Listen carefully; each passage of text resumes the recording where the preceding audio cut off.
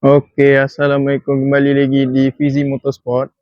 Okey, petang ni ada satu kereta Beza datang ngadu kata dia punya bunyi disk apa semua tu ada bunyi dia dekat bawah tayar ni semua. Okey, check semua bunyi tu datang dari mana, rupanya datang daripada dia punya disk. Okey, ambil lihat kat sini disk dia memang dah teruk ah, dah calar teruk ah.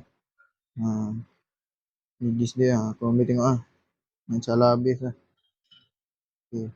Ni satu lagi dia cakap bila dia tekan brake memang tak rasa apa dah. Memang tak rasa apa. Sebab apa tak rasa? Korang boleh tengok. Dah habis langsung dah. Tak ada langsung dah brake padnya.